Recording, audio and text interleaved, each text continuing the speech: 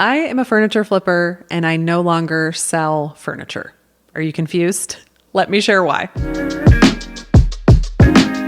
If you are new here, I am Christina Muscari and I make over furniture here on my videos and teach you how to do it. And I've been doing that for 3 years full-time now. And recently I got a very long, detailed comment. And when you broke it down, what this person was basically asking is, can you have a full-time income just solely flipping furniture? And the answer for me is no. I have never made a full-time income solely flipping furniture. I've always made most of my money creating content. And I've actually gotten to the point where I am not selling the furniture that you see me making over here on my channel. I know that is probably very confusing for you. And I want to share why that is, why I'm no longer selling my furniture. So to do that, we have to go way back to 2013. Now, if you don't want the full backstory of how my brand has evolved over the past 10 years, I am going to be talking about later in the video what my income looks like today and what those income streams are. And I'm also going to talk about how I think you can make a full-time income flipping furniture. So if you want to hop to those topics, you can use the chapters below. But if you like lots of detail like me, this is going to be very chatty and you're going to get lots of information. So buckle in. And like I said, we're going to go way back to 2013. In 2013, I was a stay-at-home mom of a 2-year-old and a baby. I had left the corporate world to stay home and take care of my kids. And we were learning how to live off of one income. Going from 2 incomes to 1 income was very challenging, but we felt like that was what we needed to do at the time. And so we made a lot of budget cuts to make that work. And plus we were saving on daycare by me being at home and being with the kids. And I've always been really crafty and to have like an escape for myself and something that was just for me and outside of motherhood. I started sewing. I got a sewing machine. I took a class at Joann's and I started making window treatments. I made a couple of dresses and bibs and things. So I've always liked making things and working with my hands. And around that time, I was really into an HGTV show called Flea Market Flip. And the premise of that show is they had 2 different teams that would go to a flea market. They were given like $200 to buy 3 items. And then they had a set amount of time to make over those items. And then they took them back to a different flea market and would try to sell them for a profit. And the team that made the most money was deemed the winner. That show was very addictive to me. And I remember sitting there watching the show, seeing a lamp in the corner of my eye that I had inherited from my mom that she gave me when I moved into my first apartment. And it was not my style. And it had a lamp with like jewels hanging off of it. And I looked at that and I thought, oh my gosh, I could flip that. I could make that look different. So I went and I bought a white can of spray painted the base, taped it off, spray painted the base, got a new lampshade on clearance from Lowe's. And that was my very first flip. And a couple months later, I found a little end table at Goodwill. And it was the first piece of furniture I ever did. I sanded it down bare. I bought it Orbital sanders, sanded it back bare because I thought you had to. Painted it with a primer and then just put like a latex teal paint on it to match some end tables that I had. Not end tables, some accent chairs that I had. So that was my first furniture flip, but it took a really long time. And it looked really plasticky and I wanted to finish it with furniture wax, but I had a hard time finding that at the hardware store. They didn't really have that at the big box stores back then. So I just kind of left that there and that was what it was for a while. Fast forward a few months later, we relocated to Illinois to be by family. We moved ourselves. It was the first time we had not done a corporate move. So we got 2 pods, put everything in there ourselves. We actually had to leave a lot of furniture behind and sell it because we could not fit it into the pods.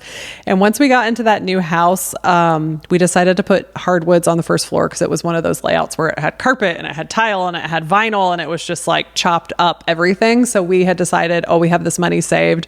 We're going to put new floors in when we move in. Well, when we ripped up the carpet in there was cat spray all over the house, like in every corner. And if you're not familiar with that, It seeps through the pad of the carpet and it seeps actually into the subfloor too. And once you ripped the carpet up, it kind of exposed the smell and it was terrible. And we had to seal those parts of the subfloor with this commercial grade stuff. And once we saw that, we were not planning on replacing the carpet upstairs. But after seeing that, I said, we have to.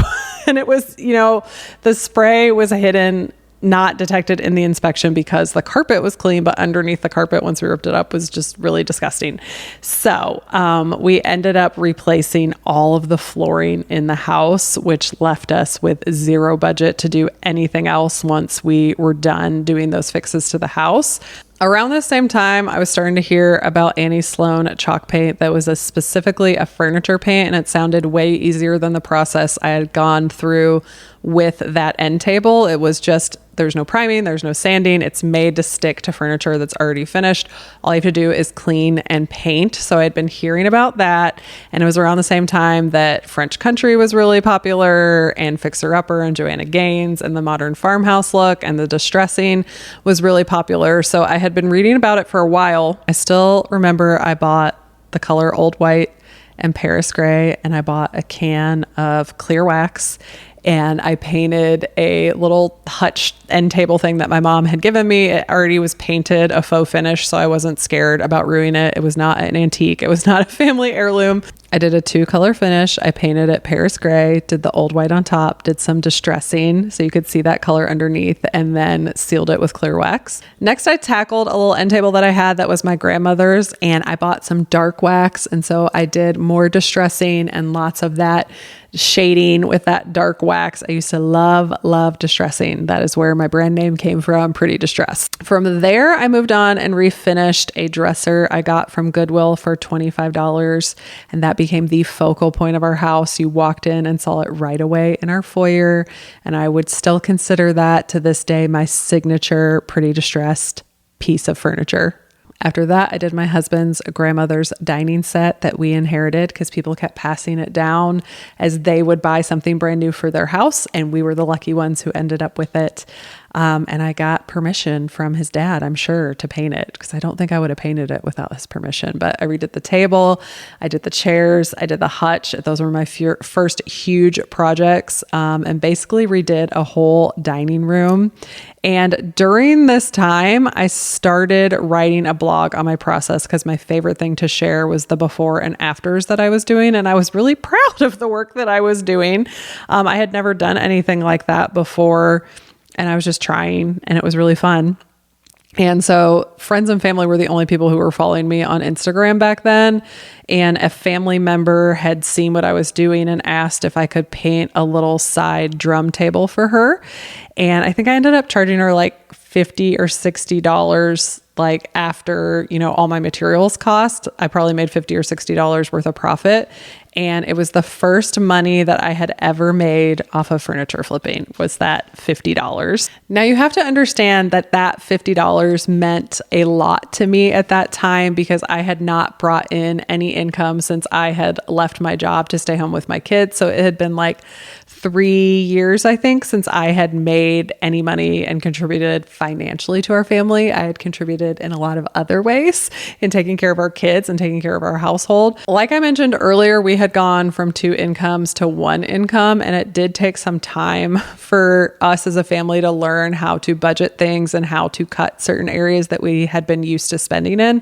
So to me, I saw $50 and I was like, wow, I could get a cute shirt from Target, an extra night at Chick-fil-A, and I could get a Starbucks and not break the budget for the month. So from there, I kept doing more projects as I had time, but you have to remember I was a stay-at-home mom. So it's basically just like nap time. And after my kids go to bed, I can work on stuff, but I was getting stuff from the thrift store, getting stuff from Facebook Marketplace, working on it when I can. I continued blogging about it, and I saw some growth on Pinterest. I created a Facebook page.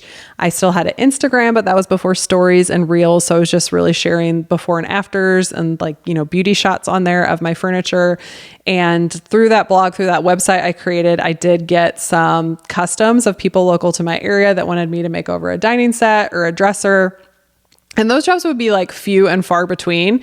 And it would take me 2 to 3 weeks to complete them just because I only had a limited amount of time to work on stuff because I was raising my kids.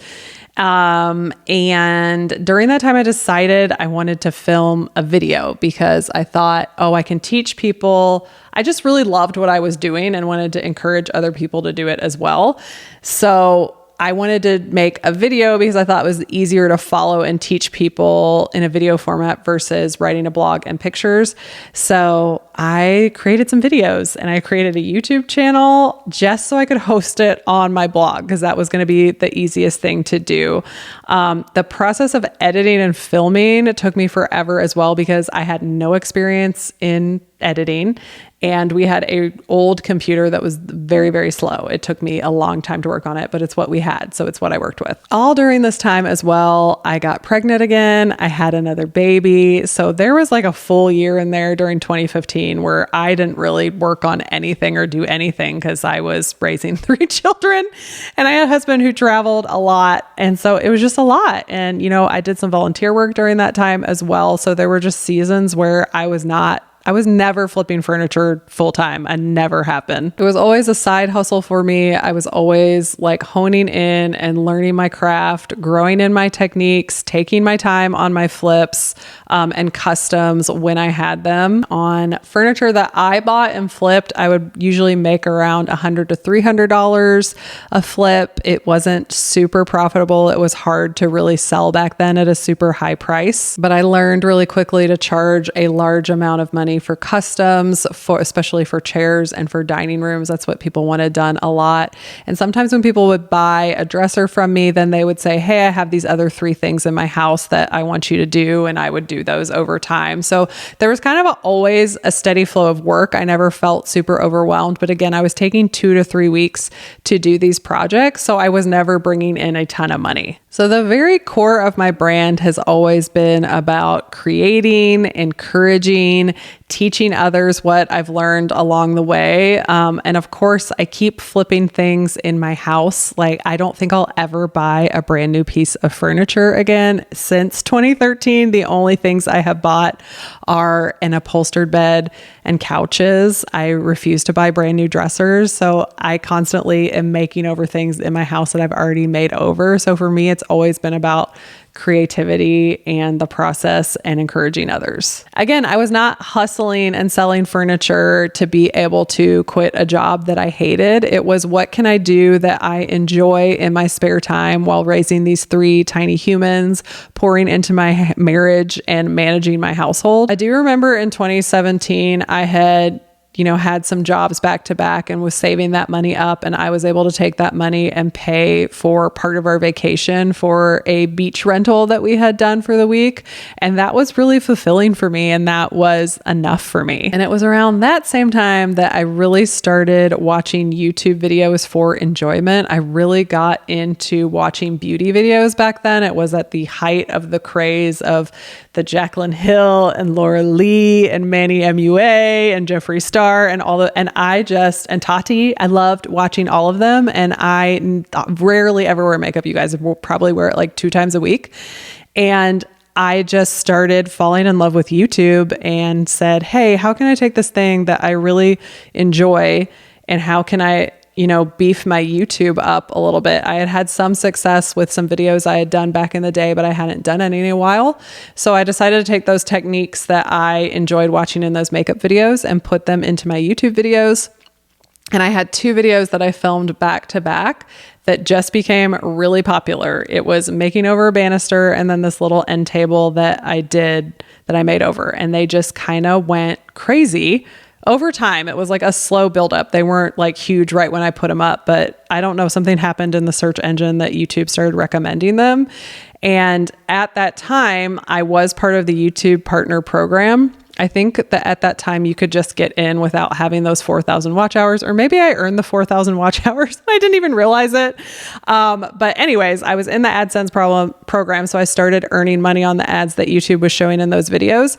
And off of those 2 videos, I started making about $1,000 a month. And that is way more than I was able to make on my furniture projects because they were so few and far between because I was having to take so much time making them. And at that point, everything just switched for me. I would have had to bust my butt off to make $1,000 a month profit on furniture. I would probably have to crank out 4 or 5 makeovers. And with my capacity I had at that time, that was just not possible for me because I was taking care of my kids full time. During this time too, we moved to Tennessee. So I was in a new market and my stuff wasn't selling as quickly and it wasn't selling for as high as I was used to in Illinois. So this was a turning point for me where I decided to start focusing more on creating the content than actually selling furniture. And at the same time, I attended a DIY conference and I realized how big of an audience I already had. And, I was making that $1,000 a month. I was able to save up and get a computer that was a little bit faster. I was able to get a new camera that was going to work a little better and get some external microphones and kind of level up my content a little bit. So when I came home from that conference, me and my husband decided I'm going to go do this full time. We had one little guy left 1 year before he started kindergarten.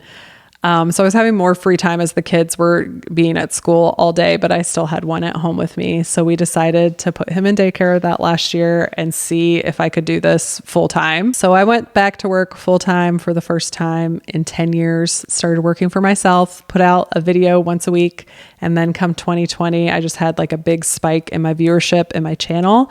And that is when I actually was receiving what I would call a full-time income when my channel took off at the beginning of 2020. From there, I created a LLC and my Instagram and TikTok took off about a year after that. So that is the long drawn out story of how I have been able to create a full-time income flipping furniture, but it really has little to do with selling furniture. Now, before I get into how I actually make my money today, especially if I'm not selling furniture anymore, let's revisit, can you make a full-time income just flipping furniture? And I think that you can. It's just personally something that I can't speak to. I have friends that have paid off huge debts, huge medical debt, student loans. So I know that it's possible, but most of those stories start with someone having a full-time job and them doing furniture flipping as a side hustle. It has to start with, do I like this? Am I good at it? Am I willing to put in the time and the effort to hone in my skills, learn the craft? Am I willing to invest time and resources into materials and learning how to do this well and be able to sell things at a high price? It can be done, but it is not easy. This is not a get rich scheme, and there's a lot of work that has to go into it. There are tons of creators that are experts at this. They're experts at selling for profit. They ship across the country. They have tips for optimizing your marketplace posts, increasing your productivity. These are not my skill sets, and I know it. There are lots of talented people out there that you can follow that are going to help you with this.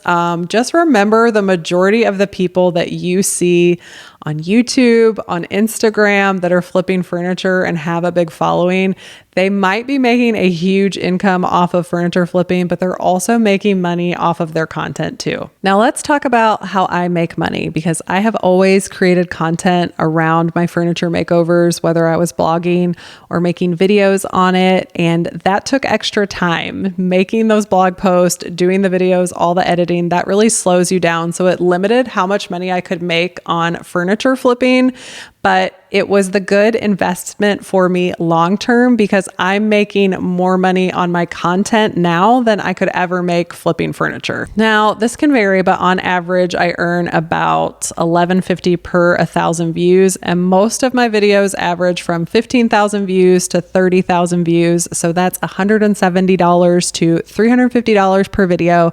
So that is basically replacing what I would make profit-wise on a furniture flip. And it gives me me more freedom to create what I want to create, test out different paints, test out different techniques, and not worry about them being perfect, and not painting with, boring colors or things that I don't like that I think are going to sell well. So it really lets my creative process keep working and I enjoy it. But the great thing about YouTube is that you can have a hero video, which I have a few of those that have hit over 1 million views or over 500,000 views. And I'll let you guys do the math there. And the most successful videos that I have on YouTube are 2 to 3 years old, and they are still earning money while I sleep for work that I did over 2 years ago. YouTube is a great long-term investment for content creators because it has SEO power behind it. People are coming here and searching every day to learn new things and how to do things. And the content is evergreen. Like I said, I have videos still being watched today that I made 3 years ago. I could do a whole nother hour video on my different streams of income, but I'll just give you a 10,000 foot view for now. I also do brand partnerships that I earn income for. I link affiliate links, so I get a small commission anytime you click on any of my links in my YouTube videos or on my Instagram or on my blog. And I also license my content, and people will use my content as marketing or advertising. I also have memberships here on YouTube. I do speaking engagements, and I also have coaching on my website. So those are all ways that I currently earn money. Let me know if you would like to learn more about this, and I can do another video for you. Furniture sales have become such a small percentage of my business, and I can just be spending my time in a better place. And I don't enjoy the process. I don't like writing the description. I don't like people coming to my house anymore. I don't like fielding through all the spam and then people ghosting you. It's just not enjoyable for me anymore. And I did at one point work with a reseller, and that was helping a little bit, but people were still coming to my house and I was still having to send the description and the dimensions and all that. So, and then giving a big chunk of the money away. So I started not liking to do that anymore. So recently I have just been gifting and donating my furniture makeovers to friends in need. And if I don't have any friends that want that current piece, I'm dropping them back off at the places that I bought them from. And one specific thrift store in my community I really love because it serves the low income families in my county, and they support them with food and resources.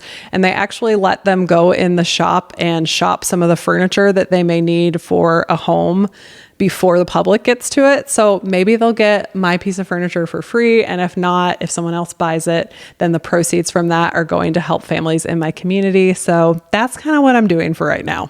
In fact, I dropped that green desk off that I've done recently. If you saw that one, and I just went back into that store today and I dropped that off last week and it's already gone. So that makes my heart happy. Maybe one day down the road, if I slow down on the content creation, I will start selling my furniture again, but that is currently where I'm at today. So this is why you don't see me talk a lot about profit breakdown on my channel. It's just never been my driving force and why I do this. In fact, you don't have to sell your furniture makeovers. You can just make over furniture for yourself in your home, or just do it as a hobby, or just do it as something that you enjoy. For me, it's always been about taking something that someone says should be thrown away or has no value anymore and redeeming it into a brand new creation. Whether you sell it or you keep it for your own home, it's always been about the process. It's always been about learning and growing. And my hope is that my videos encourage you that you can take this wherever you want it to go. All it takes is hard work, a positive attitude, and time. So I know this was really different. Let me know if you guys enjoyed this, and if you want me to break down further my other streams of income, let me know. And if you are selling furniture, happy selling. And if you're just painting for fun, happy painting. And I will see you guys in my next video.